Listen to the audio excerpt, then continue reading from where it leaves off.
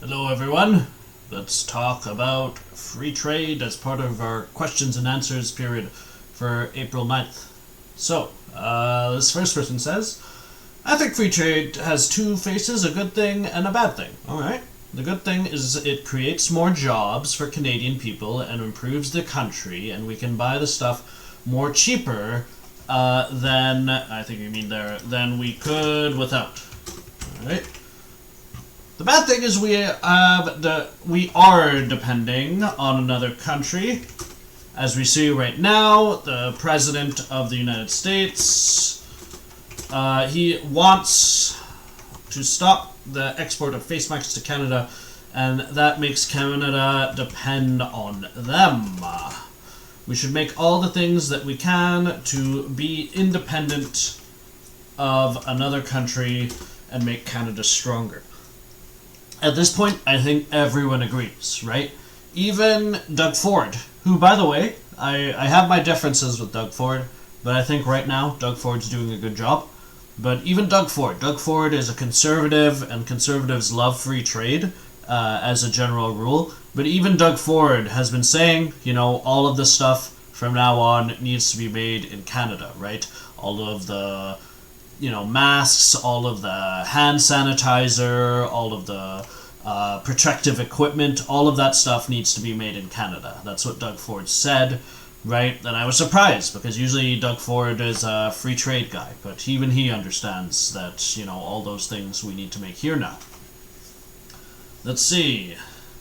This person writes, I think free trade is good for Canada until we have as much economic independence from them. By them, do you mean America? Let's see.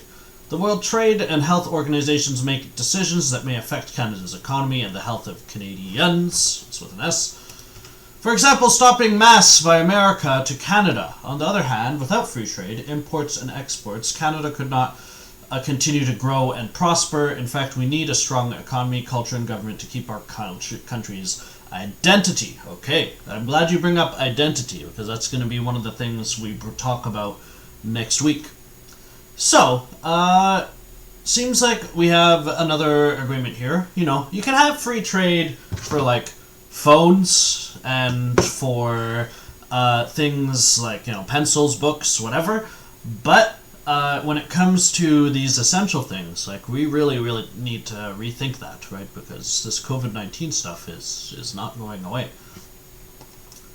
This person writes, we need to start making more things in Canada and putting tariffs on outside goods. Free trade is good for Canada. It has a few benefits. For example, higher quality, lower prices, increased efficiency and innovation, and creates competition.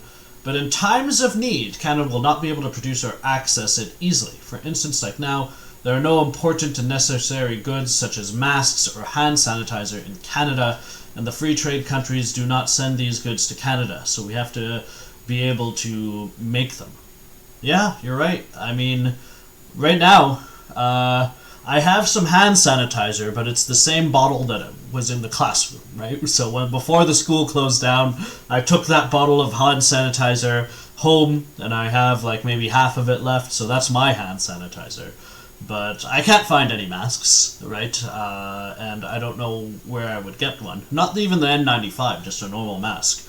What I've actually been using is I've been using a hijab, right? Maybe I can show you guys that. So what I've been doing is, this is a hijab, it belongs to my fiance. Don't tell her I'm doing this, but, you know, if I have to go out and buy something or whatever, I just, you know, go like this. And there you go, right? You know, and that's my face mask, right? Is I use this, I think I look like a ninja, sort of, but, you know, that's how I've been going out lately. And the reason I'm doing it this way is because I don't have a mask, right? I don't have any of those surgical masks that some people have been wearing, and you can't buy them anywhere, right? Countries like Korea don't have that problem because they just make them over there, right? But here in Canada, right, people are saying you should go out with a mask, right? That's what the government has been saying, but I don't have a mask, right? I only have that, and I can't find them anywhere. Anyway, that's neither here nor there. So yeah, it seems like most of you are in agreement that we need to make this stuff here, and I think we're probably going to be like that, right? I don't know what's going to happen to free trade, but we shall see.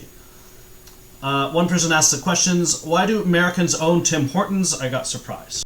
So the reason Tim Hortons is owned by Americans is very simple. They bought it, right? Originally it was Canadian, right? It says here on their Wikipedia page, the company was founded in 1964 in Hamilton, Ontario by hockey player Tim Horton, right? So that's where it comes from and everything like that, right? But in terms of who owns it, right, Burger King bought it, right? So it's a subsidiary of a country called Restaurants Brands International, which actually, it's owned by Brazilians? I thought it was owned by, well, it's complicated with these companies. But Burger King bought the place, and so it's not actually a Canadian business anymore, right? It's owned by Americans, right? It has origins in Canada, but if you pay someone, what was it, $11.4 billion, then you can buy anything,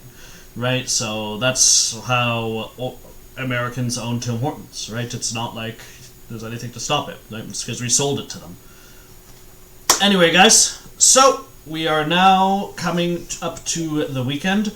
It seems like we are mostly in good shape in terms of the videos. I haven't gotten any complaints yet, but if you have any questions, be sure to send them to me over the weekend, right? And I hope you all do well, and we'll be back on Tuesday looking at Canadian culture and identity, which will be very interesting to say the least. In fact, let me leave you guys with one quick question.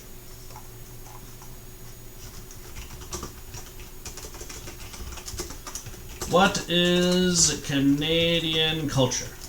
Right? So if you were to describe Canadian culture in a nutshell, well, how would you describe it, right? So we'll be talking about that come Tuesday.